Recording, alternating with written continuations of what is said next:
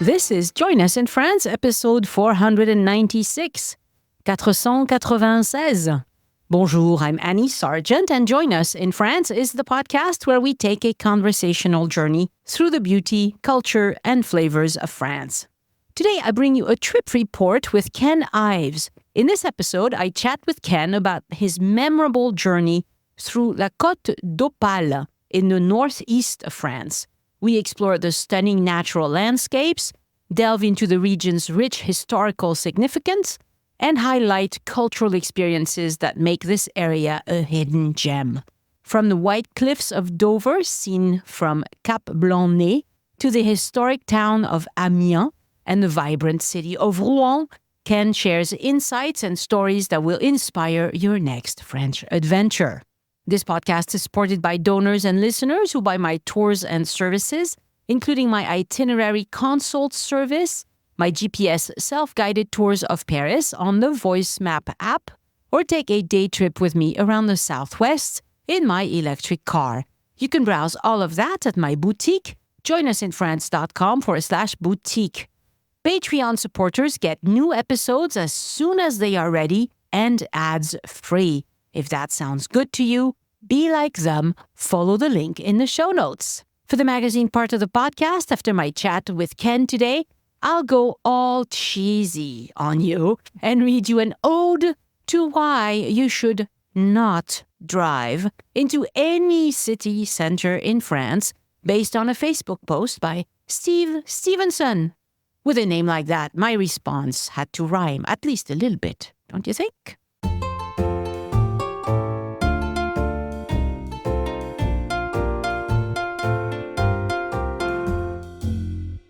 Bonjour, Ken Ives, and welcome to Join Us in France. Bonjour, Annie.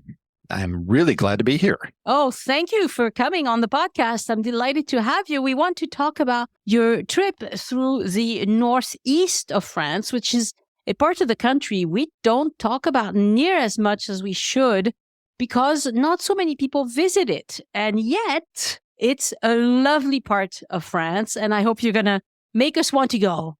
Well, it's a very nice part of France, and it's also just full of history if you are a history buff, which I am.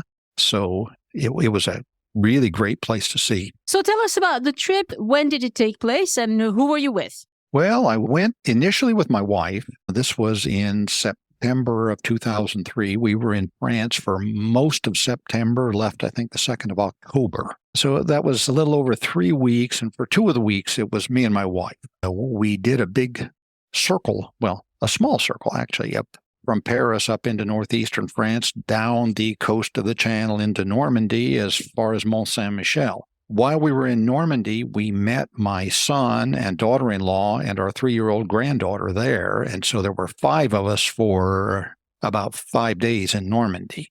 So that was the group. Very nice. I'm assuming this was not your first time in France because most people wouldn't go to there for their first time in France. Well, actually, it was our first time in France. It was supposed to be the second, but we planned this trip originally right after I retired. And this was 2019, early in 2019. And we planned and we planned and we planned. We made all the reservation. We got the last reservation made. And about 3 days later, we canceled everything because of this COVID thing. And we finally made it back. But anyway, yes, it was the first trip. So why did you pick that part of France? Was there a reason, or was this just because that's where you wanted to go? It's kind of funny, but a lot of the things I saw were just things that I saw it and I just wanted to see it. And for some reason, I don't know why, but I've always wanted to see the White Cliffs of Dover from France. So I decided I would go up there and we'd do that if the weather cooperated. So did it? Did you see? Just barely. The entire time we were up there, the weather was overcast with the occasional band of sunshine and the occasional band of rain, and it was pretty windy. The day that I was up at Cap Blanc-Nez, the channel was hazy. You could not see England. And I was watching, and one of those bands of sunshine came over. And as it came over for about 2 minutes, you could actually see the line of cliffs over there, just barely. Very nice. Yeah, it is kind of far away. Now, so we're talking about a part of the country called La Côte d'Opale. And Yes. it is between Cap Blanc-Nez, which means white nose, and Cap Gris-Nez, which is the gray nose. Yep. And it's about 15 kilometers long, more or less. It's a bit west of Calais. And it's a very wild coast because there's a big part of it that is a natural preserve. And there are actually no buildings in the natural preserve, which is very different from the rest of France and Europe, because in France, they made these natural preserves long after there had been people there. And so they just typically leave the villages in place and all of that. But that one, it was empty. And one of the reasons why it was empty is because it's quite windy and sometimes so windy that most people would think it's a hurricane. But it's just a windy day. Apparently, that's just a normal day there. But it was very nice. And you say it's empty, and it was empty until the Germans came along in 1940. Ah, yeah. Then they filled it up with concrete blockhouses and big gun emplacements. They put huge guns there that could actually shoot all the way to England. And they did bombard England from Cap Gris-Nez. One of the biggest batteries was right there. So if you are interested in World War II history, there's a bunch of that there too, along with some very nice hiking opportunities. You can hike all over the place out there. Yes. And one of the things I would recommend, and I don't know if you did this, but there are people who specialize in nature walks. And so they will bring the big binoculars and the cameras and all the equipment, and they will take you places where you can see the wildlife, which in this area is seals and what do they call them? Oh, I had to write it down because I couldn't remember this. Des veaux de mer. In English, I think they call them let's see, where is it? Oh, sea calves is what they are called in English. And lots of birds, obviously. So, if you want to really enjoy the natural habitat and see it, then hiring a nature guide is a good way to do it. Yep. If you're a person who likes hiking, which I am, we'll mention here, I think, that France has a fantastic network of hiking trails. They're called, what is the term? Les voies vertes. Des grands randonnées. They're called the Les chemins de randonnée, la grande randonnée, yes, there you go. GR. So yes, and they're all designated with the letter GR and a number, the Grand Randonnée, something or other. And several of them run through that area. And the main one's the GR 120, which actually starts at the Belgian border. The pictures I sent you, there was a picture of one of the signposts, and it pointed that way was like 81 kilometers to Belgium, and that way was 2,000 and some kilometers to Portugal. It runs the entire coast of France. And my understanding is that it extends not the GR, but the trail. You can follow the trail all the way through Belgium, all the way to Russia. And you can just follow it the other way through Portugal, Spain, and back to the Mediterranean coast of Spain and into Italy. You can walk all the way around Europe if you wanted to and had the time. So anyway, yeah, I did a little hiking, not as much as I'd like to, but a little hiking on the GR 120, and you're hiking right there. You're hiking right along the cliff tops. So you're looking down at the beaches and such. And there are some places where you can get down to the beach, and the beaches are actually very nice. They're at the foot of this great big tall white cliff. But yeah, so they have some sandy beach. They have some rocky beach. It's also a place with a lot of marshland, lots of very wet areas. So it's gorgeous. I mean, it's very green. It's really gorgeous. Okay, tell us specifically the names of some of the places that you went and perhaps what your favorites were. Okay. We started obviously in Paris. This was the first trip, so you can't go to Paris and not see the Eiffel Tower. We had to do those things. Of course. Then after a few days in Paris, we took a train to Amiens. And in Amiens, there was one thing in particular I wanted to see, and it's a place that's worth stopping. The thing I really wanted to see was the Maison Jules Verne. Jules Verne's house, which is in fact the house where the author Jules Verne lived for about a dozen years towards the end of his life. By the time he moved to Amiens, he was already a very famous author. He lived there for several years, was a leading citizen, was actually a member of the city council, and he died in Amiens. And a few years ago, I think it's the city or it might be the department, but somebody bought the house and they've turned it into a Jules Verne museum. Now, the main museum piece is actually the house, which is pretty interesting by itself. I think the only thing in there that was original to Jules Verne was there was a desk in his study. And it was kind of interesting because he had this little study with a desk where he sat and wrote. And when he got tired, he had a bed right behind the desk. And I guess he could just lay down there and sleep. But anyway, the Jules Verne house was interesting. The thing I'd say to anybody who goes there is you'll get more out of it if you can read some French, because not many English-speaking people go there. In every room, I think there was one sign with some words in English about the room, but most of the signs on things were actually in French, which fortunately I speak a little bit of French. It turned out to be very fortunate, as we'll probably get to at some point here. Yes, well, yeah, this is not a part of France that gets a ton of visitors, and so you will run into a lot of people who just speak French. And the guides that were walking through, there were guided tours, but they spoke all French too. The second thing that we went to see was the cathedral. Everybody talks about Notre Dame in Paris. Well, I think everything cathedral in France is Notre Dame. This is Notre Dame d'Amiens. Yes. And it's something like twice as big as Notre Dame de Paris. Is it? Yes. Oh, I didn't realize it was that big. Huge. I actually read somewhere that you could take Notre Dame de Paris and set it inside Notre Dame d'Amiens. It would fit. And the cathedral itself was interesting. We went there, but the thing that was really interesting there, and we just stumbled on this, I was looking at things to do in Amiens, and I saw this sound and light show. Ah, yes. They do a sound and light show where they have lights and music and stuff on the front of the cathedral. And I looked, and it's seasonal. Obviously, in the wintertime, it doesn't work. And the last day of the light show for the year happened to be the day we were in Amiens. So we went to the cathedral at dusk and sat down on the steps out front and watched this sound and light show, which was just really well done, fascinating. And again, in the pictures, I sent you a couple pictures of, you can't get it from a picture. You really have to see the movie of it because it's moving all the time. But that was fascinating. And this is free, right? They didn't charge you for this. It was free. Yeah, there was nothing. Just walk up and watch. Yes. And they don't do this year round, obviously, but they do it. Sometimes it's just weekends. Sometimes it's in from the summertime. This day to this day. Yeah, you have to ask. Yeah, you have to find it. I would tell people, go to things like wherever you're going. Every place in France has some sort of a government body that is supposed to promote tourism. Find their website and you'll find all these little things you can do that you never knew about. And that's where I found that was, I think it was the department, or maybe it was the region, but at any rate, their tourism website. It's usually the department that funds the tourist office. And some of the more, like in Provence, where there's a lot of tourism, or Normandy, they would also have a regional office for tourism. But in most of France, it's the department, which is great, but it's also a problem because as soon as you leave the department, oh, well, they can't tell you about that.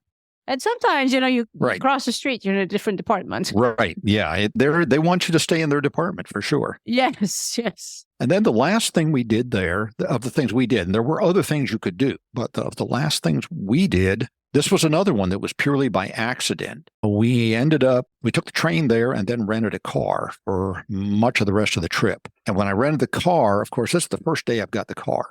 And I'm like, okay, I have to drive in France. And so I get out Google Maps and started trying to figure out how do I get from where I parked the car out of town. And I don't really want to get on the auto route right away. I want to break it in a little bit here. I'm kind of mapping out a route along the D routes. And there's this symbol on Google Maps next to the route. And I clicked on to see what that was. It turns out that the Madeleine Cemetery, just outside of Amiens, the tomb of Jules Verne is in that cemetery, right next to the road. So we drove there. We pulled off, parked, walked in the cemetery, took, probably 20-25 minutes, went and saw Jules Verne's tomb, which was pretty interesting. For me, I was interested. And also, one of the reasons, in preparation for this, I did something I was really proud of. I actually read 20,000 Leagues Under the Sea in the original French. Oh, wow. I managed to get it done before we went. When I read it in English before, I read it a lot faster. But anyway. Well done. That is not an easy feat. No. That's great. We did that and then continued on, drove to Boulogne-sur-Mer. which was our base of operations for the Opal Coast. Boulogne itself is very interesting. One day we went to the old walled city. The old city walls are still there, and it's actually a very nice walk around the city walls. And then in the corner of the city walls is what I guess in English you'd call the Boulogne Castle, maybe, which was the seat of the Dukes of Boulogne back in the day. It was a fortress back at one time. There's now a museum inside it. I think it's called the Museum of Boulogne or something like that. Okay. But it's the kind of place I wouldn't have gone because it's got this very eclectic collection of stuff that has nothing to do with France. There's stuff from the South Sea Islands, and there's Egyptian artifacts and so on and so forth. We were walking around the courtyard of the castle. The museum entrance was right there. My wife ended up talking to the guy that was standing there at the museum entrance, and she came over and she said, I don't know why, but today the entrance to the museum is free, so we may as well go in. So we did. So we did the museum. Some other things in Bologna. Our hotel was right on the beach, directly across from Nausicaa. I think that's the right pronunciation, which claims to be the biggest aquarium in Europe. Oh. And we went in there thinking that it might be worth a half day. We were in there almost all day. Oh, wow. Very nice place. I'd recommend it, especially if you have kids. Kids would just have a blast there. They have the usual aquarium stuff. There's seals and there's penguins and so on. And they also have the biggest manta ray you will ever see in your life. Ah. That thing must weigh the better part of half a ton. It's huge and just majestic, flapping along in that big tank with all the other fish. He doesn't care about them. Oh, so this is the Centre National de la Mer. So it probably gets plenty of funding. If it's a national center, it's probably... It was pretty clear to me that we were there in September, and I suspect that during the summer it's much more crowded because it wasn't terribly crowded when we were there, and there were lots of windows that weren't open. They had the capacity to handle a lot more people. Uh-huh. And I'm pretty sure that during the school year, they also have school groups going through and that sort of thing. Yeah, the photos look fantastic. I'm looking online at photos. Yes, it is. It's an interesting place. It looks like it's a very large aquarium. That's fantastic. Yeah, and I think with kids, aquariums are great. I mean, I enjoy them. Well, we enjoyed it, It was a nice thing that was different. And then I spent a whole day up on the Opal Coast. I went up to Cap Blanc-Nez. I came back and I stopped at a very interesting place. If you're into that history again, I believe it's called the Atlantic Wall Museum. Mm-hmm. That museum is actually established in one of those old German gun battery emplacements. A great big, huge gun was there that actually fired on England. Mm. And somebody actually bought that huge gun emplacement, and then they've put a museum inside it. And they have sitting next to the museum, for those that know what this means, they have one of the two surviving K5 railroad guns in the world. It's, again, a great big huge cannon. The museum was pretty interesting. The area around it, if I'd had more time, I'd love to have just gone hiking out through there because it was, again, it's wild and beautiful land. So the one I'm seeing, the Atlantic Seawall Museum that I'm seeing is by Caen. This is not the one you mean, right? No, this is the little town there's called Audingen. I don't know if that's pronounced right, but Audingen. Musée du Mur de l'Atlantique. It's in one of the battery tote gun emplacements. And I'm pretty sure it was called the Musée de la Mur Atlantique or something like that. So it is called Musée du Mur de l'Atlantique, or Atlantic Wall in German, I guess. And it's in Audingen, Audingen. Yes, interesting. Oh, yeah. That was very interesting. It didn't cost very much either. Yeah, so this one is by, it looks like it's really close to the Belgian border, isn't it? Well, you're at Cap Gris-Nez. Oh, Cap Gris-Nez. Oh, yeah, then it's not. It's La Côte d'Opale, yeah. And so I stopped there, and then on the way back, needed lunch, stopped at a restaurant in Audingen, which I would suggest would be a good place for dinner if anybody was there. I was there for lunch, and I really most of the things they had for lunch was more than I wanted. And I ended up I had something there that I had wanted to try. I don't recommend it, though. I had a Welsh, which is something that if Americans have probably heard of, like Welsh rabbit or something like that, that's what it is. But it came to northeastern France with British soldiers during World War I. In my opinion, when the British soldiers went home, you should have sent the Welsh with them, but you didn't. So again, how do you spell that? I've never heard of this. Welsh, W-E-L-S-H. It was on on this particular menu was un Welsh complet. Un Welsh complet. Wow, I'm Googling it right now. It's a Welsh with a fried egg on top of it. But anyway, to make a Welsh, you take cheddar cheese, not French, and some beer, and you melt it together to make the cheese sauce. And then you take, basically, it's a piece of toast, and you pour all this cheese over it, the cheese and beer. You stick it in the oven, cook it till it's got a crust on top, and you've got a Welsh. And if you throw a fried egg on top, you've got a Welsh complet. Yes, I see a picture of that. The photo I'm seeing also has roasted potatoes and a little bit of side salad, but it looks like it's mostly melted cheese. A lot of melted cheese. Lots of melted cheese on a piece of toast. All right. Was not my favorite thing, but it's on the menus of many, many restaurants up in that area, especially near the coast where it's the a British local specialty. Yes, and it's a non-French specialty. And like I said, I wasn't crazy about it, but I had wanted to try it anyway because I saw it on so many menus. You have to have it once. The other thing that they like to eat in that part of France that's very strange is that they do canned peaches with tuna fish inside. I had to try it just to know. It's a Belgian thing, but it's, you see it also in the French side. And it's a very strange thing, but I ate it. Yeah, why not? I never made it again, but I wanted to try it. And it has a name. I can't remember what it is. But they have some interesting, unusual culinary traditions in that part of France. I ate my Welsh, but I feel no need to order another one. Okay, and while we're in Bologna, maybe we should talk about our detour through the French medical system. What happened? What happened is, okay, we're in Bologna. My wife and we're both in our 70s, and I'm still a pretty active 70s. She's got some chronic medical issues. She's got a metal knee and a metal hip and some metal in one elbow and things like that. The other thing is that all her life she has been, we don't know why, but she's been susceptible to bladder infections. Uh-huh. She gets them from time to time. Well, we're in Bologna and she says, I think I've got a bladder infection. Mm-hmm. And she knows the symptoms. And by now I know the symptoms. And what do we do? So the next morning we get up and she said, I'm pretty sure it's a bladder infection. I said, okay.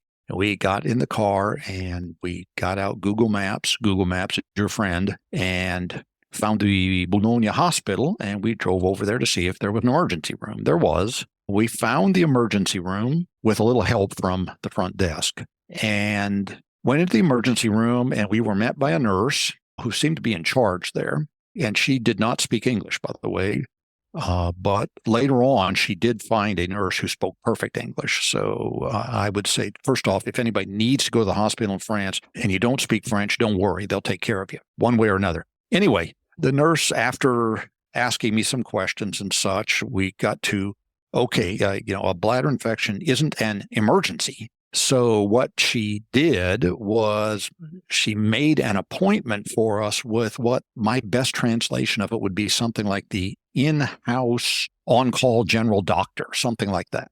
And our appointment was for 9:00 that night, which surprised me. But anyway. At the hospital as well? She showed me exactly where to go, come back to the emergency room and go to this little waiting room off to the side and wait there for the doctor, an appointment at 9:00. Okay. So I'll just say that we came back at 9:00 and it worked just like it should. We walked in, we sat down, a couple minutes, the door opened and doctor called her name. We went in. It turned out the doctor spoke perfect English. Oh, good. Which helped. He listened. He asked her about drug allergies, of which she's got several. And then he said, okay. And she was expecting the same treatment she gets in the U.S. What she got instead was the doctor said, okay, he wrote a prescription for a drug. I don't know what it was, but you take this once. And he said, that will probably clear it up. And since you're in France, you're tourists and you're leaving tomorrow, he wrote us 2 more prescriptions to use if we needed them. One was for an actual go to a lab, get a urinalysis to see what you're dealing with. He said, if in 3 days or so it hasn't started to clear up, then go to a lab, get the urinalysis done, get the results from that. And then here's a prescription for another drug that you'll have to take for 4 or 5 days that will surely clear it. But he said, don't use those unless you need it. And it worked out, like I said, just fine. That was late at night. So the next morning, and by the way, there was a system, he told us about it, where if we needed the drug now, we had to go to the police station, and the police would call the on-call pharmacy, and we could then go to the on-call pharmacy and pick up our prescription. Oh, yes, because it was late at night, yes. She said, I don't need that. We'll just wait till morning. And in the morning, I walked to the pharmacy down the street, handed the pharmacist the prescription. And for those who have been to a pharmacy in the U.S., you hand them the prescription, and if you tell them you need it right away, then you can come back in about an hour. Here, she took the prescription, she entered it, she asked me a couple questions, she turned around, pulled the bottle off the shelf and handed it to me, and I was out of there in 5 minutes. Yeah. And the cost, by the way, at the pharmacy, I think it was 12 euros for whatever the drug was. For the hospital, they never even talked to us about cost. But I was sort of wondering if we'd get a bill. And about a month after we got home, we did get a bill from the French government, and it was only like 80 euros. Oh. Which would be less than what your deductible would be in the U.S. if you went to the emergency room. Yeah. So very reasonable, and it worked. I'm glad they took good care of you. That's great. The system worked very well.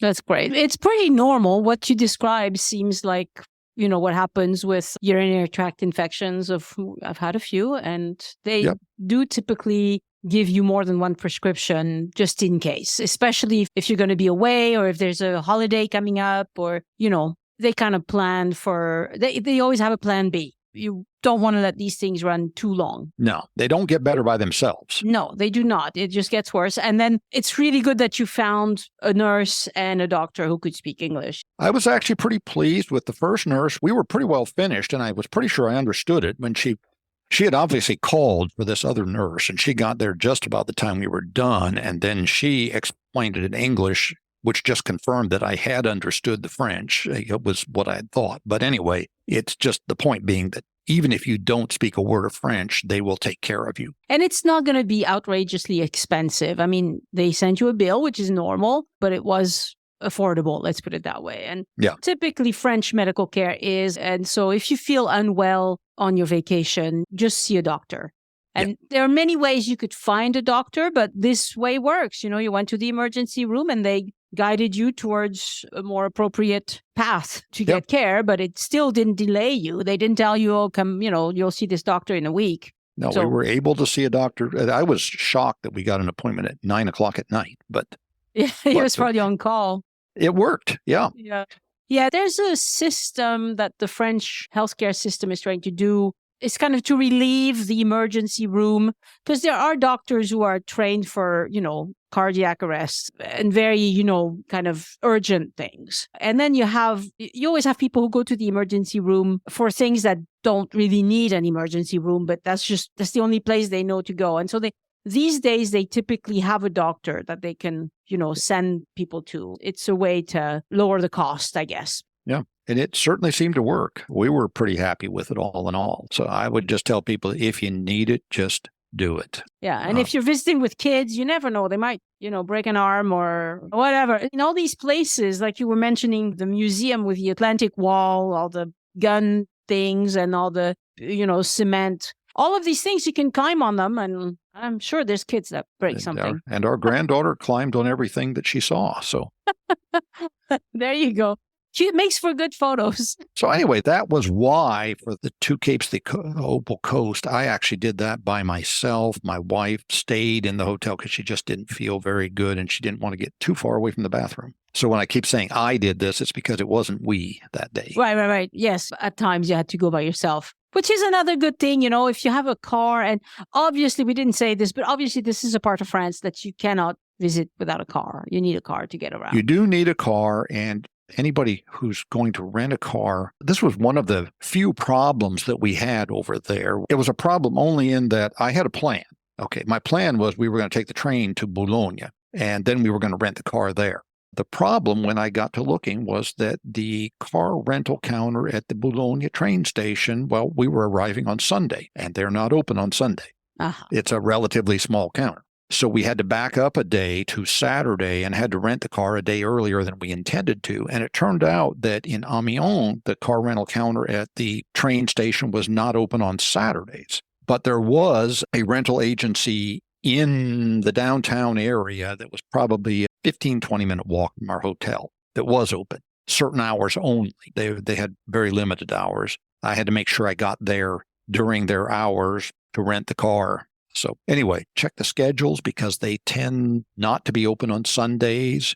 They may not be open on Saturdays, and other days they're frequently closed from like 12 to 2. So you need to check the schedule closely so that you get there when they're there so you can get your car. Yeah, bigger cities have longer opening hours. If you're going to rent a car from an international airport, probably it's going to be open, till 9 or 10 p.m. and over the weekend and all that. But in the smaller towns, especially if you're renting from a train station or inside the city, it's going to be limited hours. And the other thing to know is that all grocery stores in France, like Leclerc, Auchan, Intermarché, all of these, they do car rentals, but this is not for visitors. You won't be able to rent a car there because they want a proof of where you live, and they will ask you for a lot of paperwork that you don't have as a visitor. So I've had people tell me, oh, this is super cheap. I can rent from the grocery store. I'm like, no, they're not going to give you a car if you don't have what it takes to get a car. I didn't try that. I needed it to be close to where we were, and we were at the train station.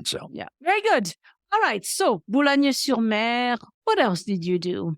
From Boulogne, we drove down the coast and stayed at a small town called Saint-Valery-sur-Somme, which is on the Baie de Somme, which is I think back in the day, before humans came along, it was the largest salt marsh in France. It's a big flat area. Now humans have drained some of the marshes, and so now it's a mixture of salt meadows covered with sheep and marsh and mud flats and water in various proportions depending on the state of the tide. And one thing people need to know about northern France, compared to the east coast of the U.S., the tidal ranges are much greater. You have 10, 12-foot difference between the high and the low tide, and sometimes at the year it's more than that. There's huge tidal differences. The water may be here at high tide, and it can be up half, 3/4 of a mile away at low tide. So in the Baie de Somme, there are actually guided tours. There are guides who will take you at low tide for a hike across the bay from Saint-Valery to the town on the other side, which the name escapes me right now, which is supposed to be pretty interesting. We didn't do that. It's not recommended that you do that on your own because you do it at low tide. The reason is because there's also a high tide and you can get in trouble.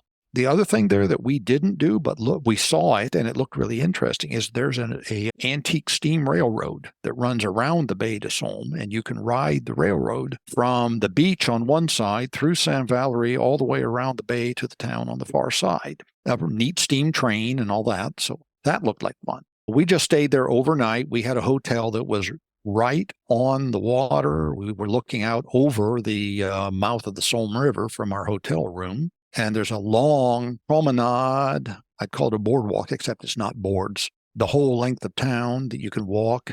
There's also a few remnants of the original city walls up on the hillside. One of the city gates is still there, and there's a sign engraved in stone next to it that tells you about the day, I don't remember the year, when a prisoner by the name of Joan of Arc was taken through this gate on her way to Rouen, which was our first introduction to Joan of Arc, whom we will see later in this show again. Very good. I like the Baie de Somme. It was neat. It's quiet and pastoral. Again, lots and lots of walking around you can do. Saint-Valery is a small town, but it's a resort town. So there are lots of opportunities for restaurants and that sort of thing there. It was nice. We were still in that mostly overcast period. There was about a week there when it was mostly overcast with some bits of sunshine and occasionally a little bit of drizzle. that would only last for a couple minutes and then it would go away. So the weather was fine. It was warm enough that, a long sleeve shirt was all you needed. And the day we got to the Baie de Somme was the day that the weather kind of broke and the sun started to come back out and all that, and the wind died down. So it was very nice. And then it looks like from that area, I'm hurrying you up a little bit because it's going to go too long otherwise. From that area, it looks like you went to Rouen as well. We did. We went to, Honfleur and then to Bayeux, and we did Normandy. Rouen was a last-minute addition to the trip, and it turned out to be a really good addition. The more I looked at Rouen, the more I went, why didn't I want to go here before? So yes, we went to Rouen, stayed in a hotel there. Right next to our hotel was the Donjon de Rouen, which is the only remaining piece of Rouen Castle. It was the keep of the castle's big, tall, round tower. And it was literally right next to our hotel. And here I want to tell people about another little thing we found. There is one other remnant of that castle, which again, I stumbled on the web when I was researching. There's something called the Tour de la Pucelle. You know, of course, who La Pucelle was. Yes. La Pucelle d'Orléans, or the Maid of Orleans, or Joan of Arc. Yes. It turns out that the tower in the castle where Joan of Arc was held prisoner during her trial, that tower has long ago been destroyed. The only thing left is the foundation. And I think they found the foundation when they were building a building. Well, they went ahead and built their building, but the foundation's been preserved because it's historic, and you can go and see the foundation, but you have got to know where to go. You have to go to Rue Jeanne d'Arc in Rouen. You go to number 102. I think I gave you a picture of this. It's just a painted door, and next to the door, there's a sign that tells you it's a dentist's office. There is nothing else, but there is and you grab the door. The door's locked. There's an electronic lock. You push the button and click. You open the door, and inside you walk into what looks like a big round foyer in the building. And then in the middle of the foyer is the hole in the ground where the foundation of the tower where Joan of Arc was imprisoned is. Wow. There is nothing to tell you this. You literally have to walk to 102 Rue Jeanne d'Arc, push the button, open the door, walk in. There is no sign whatsoever. Right.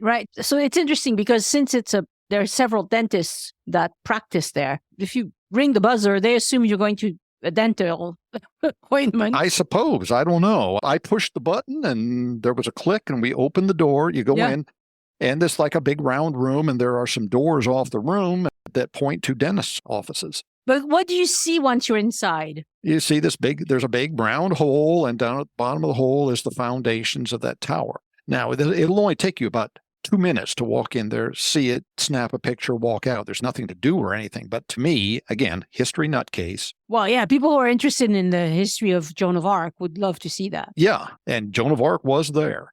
Other than that, in Rouen, of course, there's the Market Square. I have to talk about the Market Square. First off, the Market Square is where Joan of Arc was actually burned at the stake. And there is a cross there to mark the spot, the Bûcher Jeanne d'Arc. In English, you get burned at the stake. In France, you get burned on the wood pile. And I think bûcher means something like a wood pile. And bûcher, yes. So anyway, there's a cross, a huge cross. The thing is massive, huge, sticks up, I don't know, hundreds of feet in the air. Marks the spot where Joan of Arc was burned at the stake. Also in the Market Square, they built, and I think this is an interesting dichotomy. Here's where Joan of Arc was burned at the stake for being a heretic. Right next to it is the Church of Saint Joan of Arc. It's possibly the greatest career comeback ever. But anyway, the Joan of Arc Church, which incidentally I didn't like, it's a very modernistic building, lots of curves and stuff, and just totally clashes with the marketplace, with all these medieval buildings around the marketplace, with the half-timbered fronts and all. I just thought that the church just didn't go there at all. But anyway, that's just me. Yeah. Well, we're really, really out of time, but I do want to tell us about the foods you like for this area. You told us about something you didn't love as much, the Welsh, earlier. Okay. But you had plenty of things that you did like, so I want to hear about those. Oh, there were lots of things I liked. Let's see. My absolute favorite thing I got once was something called clafoutis. It's a dessert. Yeah. And I thought it was just delicious. I loved it. Let's see. The other thing is I developed a special relationship with crepes by the time we had left. We did a lot of food on the go, and you could get crepes for lunch any place, anytime. There were stands all over, and I was forever grabbing crepes because that was kind of the thing to grab. And the more I grabbed, the more I liked them. So other than that. Yeah, you mentioned the moule frite, which is also very common in the area. Yes, I had a very good moule frite that was in Boulogne. Also in Boulogne, my wife had her only real adventure with food. She tried langoustines, which turned out to be pretty good. Uh-huh. Let's see. That's probably the size of it. In Normandy, lots of cider, tried lots of cheese, of course, a few restaurants. There was a restaurant I wanted to mention in Rouen. We didn't actually go into it, but there's a restaurant called La Couronne. It's right on the market square, and it claims to be the oldest eating establishment in France. There had been an inn there for something almost a century by the time Joan of Arc was burned at the stake right in front of their front door. It's also supposedly the restaurant where Julia Child had her first meal in France and fell in love with French cooking. And many famous people have been there. They've apparently got autographed pictures of, Harry Truman and I don't know who all on the walls. We didn't actually eat there. It's a very formal, fancy French menu, and we just weren't in the mood for it the day we were there. But it would be an interesting place, I think, to try. So there's a thing that made me laugh when I was reading your, I always ask people to fill out a kind of document to tell me what we're going to talk about. You say that your wife is a rather picky eater, which didn't work out so well in France. Tell us about that. Oh, well, my wife, yes, she's a picky eater. She is in the habit in the U.S., when she orders, she asks about this item and what is it and what's in it and does it have this in it? Does it have that in it? Is it too spicy? Is it too... So lots of questions. Sounds like Elise. Yeah, lots of questions for the waiter. Yes. And then she orders, and she virtually always special orders. She always orders, well, she wants this, but I want the chicken baked instead of fried, and I don't want tomatoes, and I don't want the sauce, and I don't want any mayonnaise, and put the sauce on the side and leave out the onions and add this. And I told her that, I said, look, my French is not going to support that. Okay. Plus, my understanding is that it's actually something you just don't do in France. The kind of special ordering is sort of, you can, but it's sort of, not popular. You can try it. Some places will accommodate that. But I have to say, Elise is like that. Elise will always want, she never wants the straight menu. She wants things done differently somehow. Yep. Well, yeah. The first few times she just ordered off the menu. And then when we were in Amiens, the night we were in Amiens, we went to a restaurant and she looked at the menu, and then our waiter spoke a little bit of English, but not very much, mostly French. And she was trying to ask him questions in English and he didn't understand. Mm-hmm. So finally she just said she wanted a Caesar salad. Okay. Then my food came first and I got something that had a little side salad. Well, she was talking about she didn't really want the Caesar salad to be too big. She was afraid it was going to be too big. She wanted it to be the size of my salad. Well, she ordered the Caesar salad in English. And when the salad came, I looked at it and I said, I don't think that's a Caesar salad. And then I was thinking about the menu, and I'm not sure I can pronounce this right, but they had a salade gésier. Oh, the gésier, yes. Yes, it means gizzards. Okay. Yes, yes. It's a gizzard salad. And I said, I think he heard salade gésier when you said salad Caesar. And she said, what's that? And I said, gizzards, and she almost lost her mind. But then she was trying to tell him she didn't want that.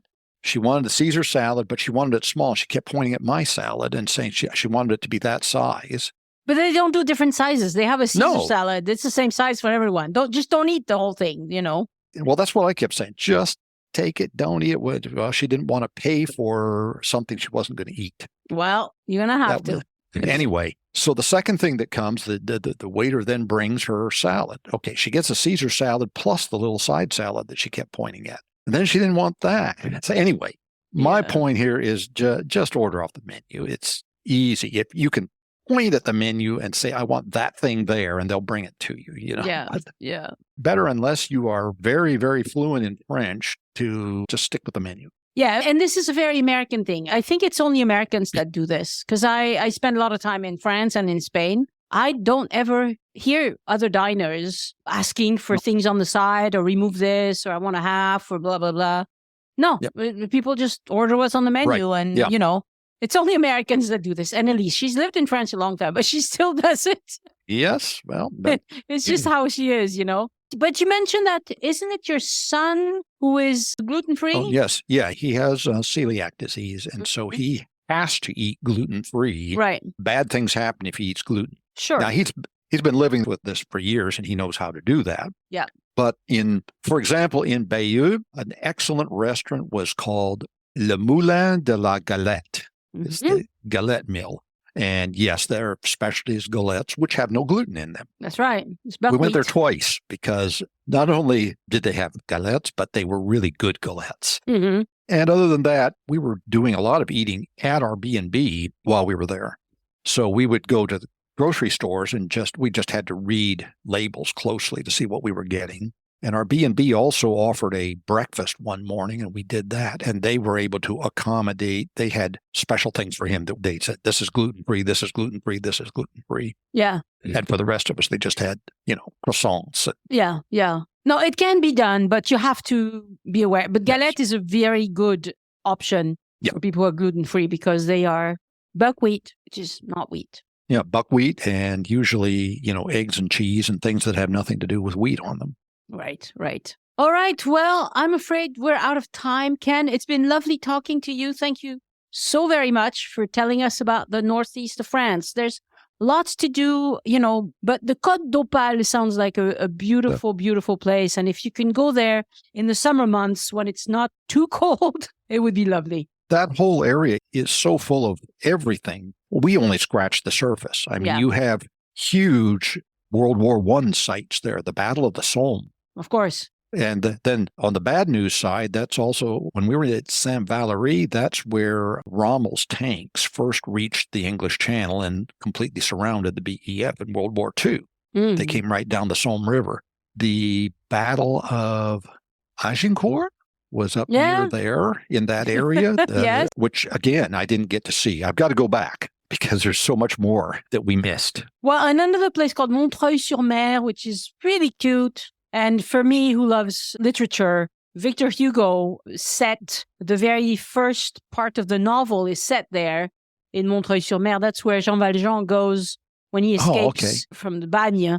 He ends up in Montreuil-sur-Mer. He builds a business that's very successful. And at one point, somebody gets crushed by a cart and he's able to lift that massive wooden cart off the chest of the guy. And somebody thinks, oh, who is this guy? I know about a guy who has superhuman strength. And that's how the novel starts. The policeman comes after him, And they start going after him. But it's in Montreuil-sur-Mer, which still has this downhill cobblestone street that was the imperial route, the king's route, the only road at the time. And at one point, it's very, very steep. And so the carts had a habit of going much too fast. And the locals, whenever a cart would approach, they would come out with big sticks and they would push the sticks into the wheels to impede the progression of the cart. And that's where, in French, we get the expression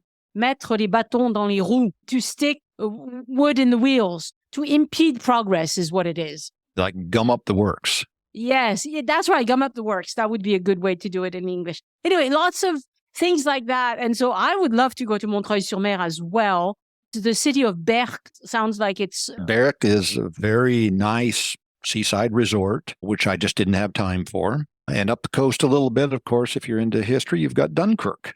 Exactly. So lots to do. You could spend a whole month in that area and not get bored, really. The only problem is the weather. And if you go there during the summer months, and some people would actually much prefer a cooler place than go to Provence and die of heat. So if that's you, then definitely consider the northeast corner, La Baie d'Auty, and all of that, la Côte d'Opale, etc.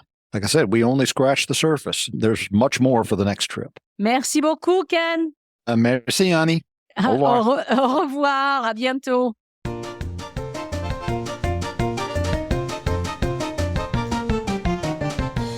Again, I want to thank my patrons for giving back and supporting this show.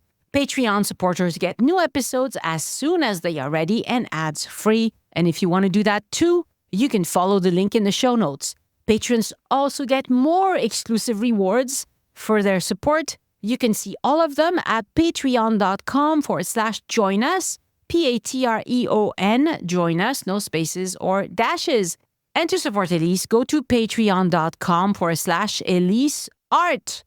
And I don't have any new patrons to thank this week because all of the ones who joined did it the free tier and it doesn't help them or me. I don't know why people do this. Probably because Patreon is pushing it. Anyway, my thanks to Garth Stotts for sending in a generous one-time donation to me and Elise as well. He wrote, been listening to department reviews, Ariège, Aude, Gers, Lot. I hope you and Elise keep going through these, full of great info. Yes, Garth, we will keep going through these. I think the next one that's scheduled is Aveyron. And thank you also, Laura Hull, for your one-time donation. You can do that by clicking on any green button on joinusinfrance.com that says Tip Your Guide. And if you've been a patron for 1 year or more and you are going to Paris, message me within Patreon and I'll give you a free code to one of my voice map tours. This is also good for people who just join, but select yearly support. If the podcast is leaving you wanting more, I offer 2 levels of itinerary consultations on Zoom to help you plan for your trip. It's all explained on joinusinfrance.com/boutique. And right now I want to play you a recording from Kalena talking about this service and how it helped her. And thank you, Kalena, for sending that in. Bonjour, Annie. My name is Kalena. I live in Melbourne in Australia, and I've actually only visited France for once so far, last year in May 2023. While I researched the trip, I was very fortunate to find your podcast. I've been listening to it ever since. I absolutely love it, and I've finally subscribed to it. Listening to Elise and you is a real pleasure, and I like to put on a podcast while I'm painting or doing my domestic chores, and it all feels so much lighter and makes the time go very pleasantly. My journey with France came upon me quite unexpectedly. I got COVID in 2021 and I got very sick. And when I did recover, it was like I'd been possessed by a prehistoric French cave painting woman. And I had a strong desire to get my hands on clay. I now make caves out of clay. I paint inside them the scenery and the animals seen in such places as Lascaux or Chauvet. And I hand build these similar animals such as the horses, bison, mammoths, cave lions, etc. It's a really strong fascination. Something just opened up in me about this really strong love of France and history, nature, food, everything. And listening to the podcast helps me stay connected and interested and continually learning more. When I visited France last year, I went to Paris and I flew to Toulouse. I rented a car and I drove around the Dordogne region to see as many caves as I could. I visited Pêche-Merle and then I went back to Toulouse. Then I had a few days in Paris before coming home. It was really too short, but it was all I could manage and afford for my first visit. I was really grateful to make use of all the good advice you've given in many of the podcasts in regards to buying tickets ahead of time for the caves and various museums, and it made the trip much more efficient and a wonderful, seamless experience. I also want to just thank you in regards to the work you do. You may not actually know this aspect, but for me, it is just listening to it is so pleasurable. It improves my mental health and therefore my quality of life, just listening to it. I just wanted you to know that there's another positive aspect and effect you may not have known you're making. So I'm very grateful and I'm thankful, and that's about it. Au revoir. Somebody left this review of my new food tour in Paris this week. Whoever it is was writing about savoring Paris, a food lover's walk around Les Halles, and she said, fun, informative, and entertaining with very clear directions. Yes, thank you very much. It is a fun one. I'm very proud of it. It's my baby.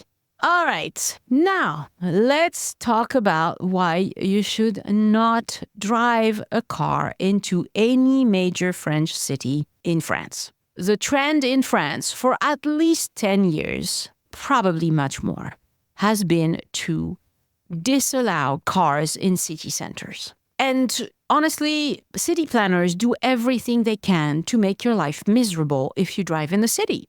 Paris is getting to that point. Toulouse has been that way for a long time. And Steve Stevenson was in Montpellier, and this is what he wrote. In Montpellier for 3 nights, I tried to move our car from its secure garage to the front of our VRBO last night. Google Maps tried to kill me in the process. Turns out that some streets close down at night or are only one way.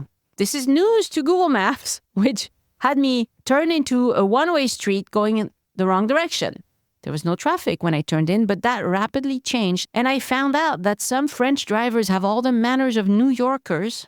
In parentheses, I lived there for 13 years, so please don't jump down my throat for that one. I understand that drivers in Florida and elsewhere can get equally cranky, but I never experienced that behavior when I was stationed there. Okay. 2 drivers halted the oncoming traffic and helped me get turned around, so there are some very considerate drivers here also. Ended up giving up on getting back to our garage and parked far from our apartment. 2 really nice teenagers walked me to the nearest tram station. Long way back in the morning to beat the cops to my car. Here's my suggestion in the form of an ode. O traveler bold, heed this humble plea. To drive into a city's core, a daunting spree. For France's bustling urban veins hold trials and challenges, and often pains. Narrow streets like labyrinths wind, with signs and signals that bewilder the mind. One-way paths, where GPS may err, lead you in circles and leave you in despair. In Paris, Lyon, or Marseille grand, where every corner a parked car stands. Finding a place is a Herculean feast. You'll circle the blocks mile after street. The ancient roads will cobblestone charm, are treacherous for wheels and cause alarm. With buses and trams on every side, you'll wish you had just taken that ride. Pollution tolls and access bans, for cars not clean, another stand. In low-emission zones, they toll an unwelcome cost for gasoline's soul. Public transit, through metro lines and bus routes peak. It whisks you past the crowded strain. In comfort and speed, a commuter's gain. So heed this ode, O driver keen. Let not city centers mar your scene. For trams and trains are the wiser course, and save you from that urban force. Thus, leave the car on city's rim. Embrace the walk, the ride, the whim. For in France's heart, sans striving woe, you'll savor the journey and smoothly go. Now you should know that French cities that have a tram system or a metro system typically have park and ride parking garages or parking lots at the end of the line. The idea is to encourage people to park their car, hop on the metro or the tram, go into the city. This is always free, even though they normally ask you to get a ticket as you enter because they don't want people parking there if they're not using the public transportation. So you get a ticket just like you would going into any pay parking garage, and you save that. And when you exit, having come back from your errands on the metro or on the tram, you insert that parking ticket. It's going to ask you for money. And instead of putting in money, you put in the metro ticket or the tram ticket that you just barely used. And as a thank you, it'll go to zero and the gate will open. So that's how it works in France. All major French cities All the ones that have a metro or a tram system do this. So please don't drive your car into the city center anywhere because they don't want your car in there. He says Google tried to kill him. It wasn't Google. It was the city planners. They don't want your car in there, okay? My thanks to podcast editors Anne and Christian Conovan, who produced the transcripts. Next week on the podcast, an episode with Rihanna Ang Koenig about off-season adventures in Provence and Côte d'Azur. It does not get much nicer than Provence off-season, listeners. You don't want to miss this one. And remember, patrons get an ad-free version of this episode. Click in the link in the show notes to be like them. Thank you so much for listening, and I hope you join me next time so we can look around France together. Au revoir. The Join Us in France Travel podcast is written, hosted, and produced by Annie Sargent and copyright 2024 by Addicted to France. It is released under a Creative Commons Attribution, Non-Commercial, No Derivatives license.